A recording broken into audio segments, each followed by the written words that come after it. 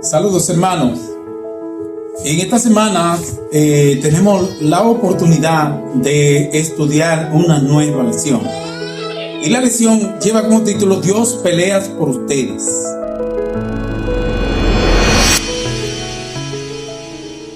¿Qué dicen estos textos acerca del plan más amplio de Dios al ofrecer la tierra del Canaán a los israelitas? Esos textos nos muestran a nosotros que Dios en realidad es quien pelea por su pueblo. Porque aunque Dios dice en la Sagrada Escritura que Dios le puso fin a los cananeos por medio a su práctica, porque tenían práctica de adoración de dioses falsos, de sacrificio a los niños, de deshonra total a Dios, pero Dios no lo extirpó totalmente, sino lo dejó próximo al pueblo para probar a su pueblo. Porque el pueblo podía creer que la victoria venía de su mano, pero era Dios que peleaba por ellos, y Dios lo único que necesitaba era que ellos se consagraran a Jehová. ¿Qué dicen estos versículos acerca del carácter moral de Dios? ¿Cómo nos ayuda su estatus como juez del universo a entender la cuestión de la guerra por mandato divino? Bien, el Señor prácticamente su palabra es ley. Estableció un orden en el cielo y ese orden no puede ser alterado de ninguna forma. ¿Qué sucede? Que cuando está en juego su palabra, Dios tiene que accionar. Un Dios justo no permitirá nunca la iniquidad, y por mantener su carácter moral, que es infalible, entonces tiene que tomar la acción que deba tomar. ¿Qué revelan estos textos acerca del propósito de la conquista y los alcances de la destrucción? El plan de Dios no era destruir a los cananeos. Los cananeos eran un pueblo que estaba entregado completamente a la idolatría. Todos sus logros, riquezas que tenían, creían que era por su poder. Y Dios quería demostrar que Él era el rey del universo y de todo. Entonces, siempre que Dios mandaba al pueblo de Israel a una conquista, no era con un plan agresivo primeramente, sino de un acto de intimación de paz. Pero a una rebeldía, a una renuencia, entonces ya Dios actuaba. De hecho, esto debe de nosotros llevarnos al presente nuestro. No es el plan de Dios destruir a la humanidad. Envía al pueblo para que le predique el mensaje, para que lo traiga hacia Él, pero como el pueblo es rebelde, y en vez de recibir las buenas nuevas, ataca al pueblo de Dios, entonces Dios tiene que actuar, no como Él quisiera, sino porque así el mundo lo ha decidido. Bien, aquí podemos ver que es posible que hayan personas que crean que Dios es un Dios que se goza con la muerte de los impíos.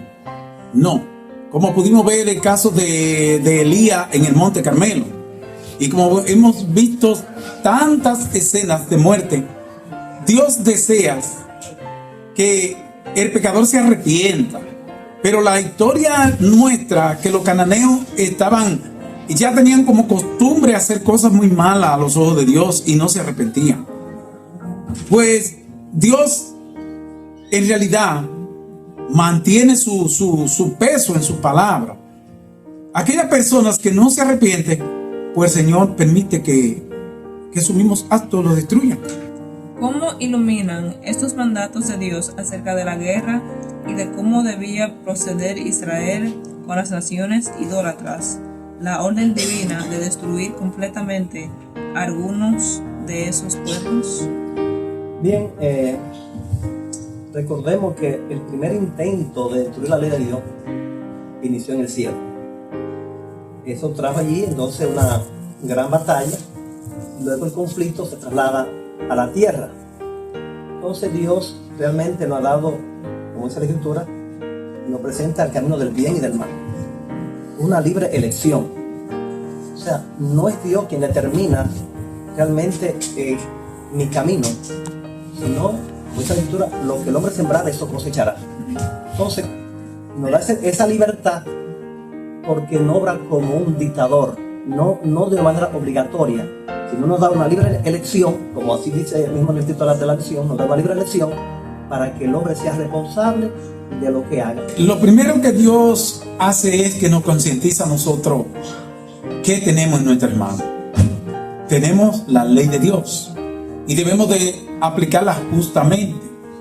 Cuando Dios mandaba al pueblo a su pueblo a pelear con un pueblo, lo primero que les decía era que no debían de tocar nada de lo que era idolatría. Y recordemos nosotros el caso de Acán, que Acán incluso escondió para él unos lingotes de oro.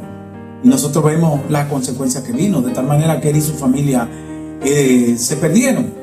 Pues asimismo Dios permite que el pueblo se higienizara, que entendiera que no debía de mezclarse con ese tipo de personas, porque esas personas hacían cosas que eran malo a los ojos de los humanos y cuanto más a los ojos de Dios. Algo que quiero también aportar es que el término, diríamos, el libre albedrío que Dios nos concede, Sí, tenemos la libertad de coger lo que yo considere. así. Y como usted decía, estos pueblos vivían sin límites. Claro, Todos sus deseos eran complacidos, pero cuando yo en ese libre albedrío, de manera voluntaria, escojo el camino del Señor, como dice la Escritura, es una puerta estrecha, es un camino estrecho, entonces ya yo tengo orden en la vida. así. Pero sin Dios yo ando sin rumbo, yo ando sin ningún límite, ando sin freno. Entonces, ¿de qué serviría tal vez un vehículo que tenga un motor bueno, que tenga una buena transmisión, pero no tiene freno? Entonces, la palabra de Dios nos pone freno, nos pone límites para vivir nuestro que de vida.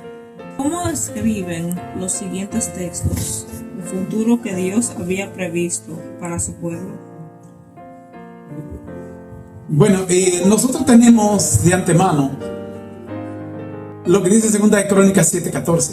Si se humillara mi pueblo, en el cual mi nombre es invocado, y oraren, y buscar en su rostro, y se apartasen de su malo camino, entonces dice Jehová, yo iré desde los cielos, perdonaré su pecado y sanaré su tierra.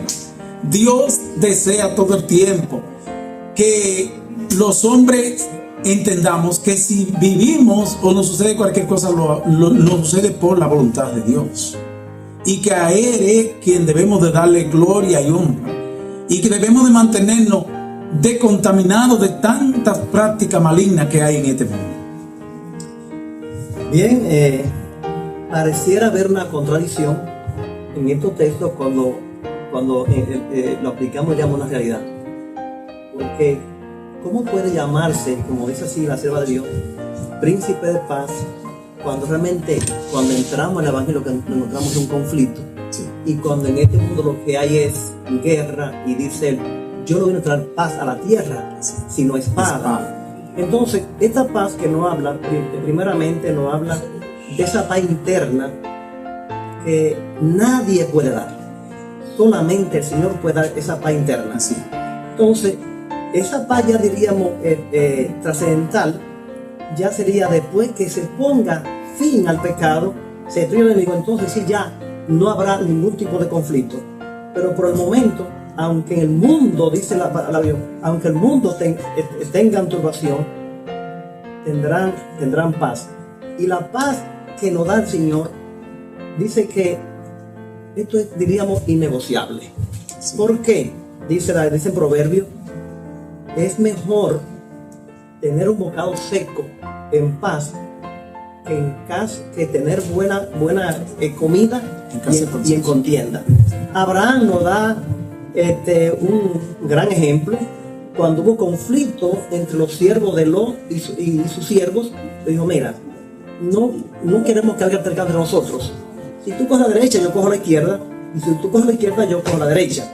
O sea, la paz es innegociable, es la riqueza mejor que tenemos. Así que, aunque en el mundo hay conflicto, hay esto, pero nada ni nadie nos puede quitar la paz que nos da el cielo.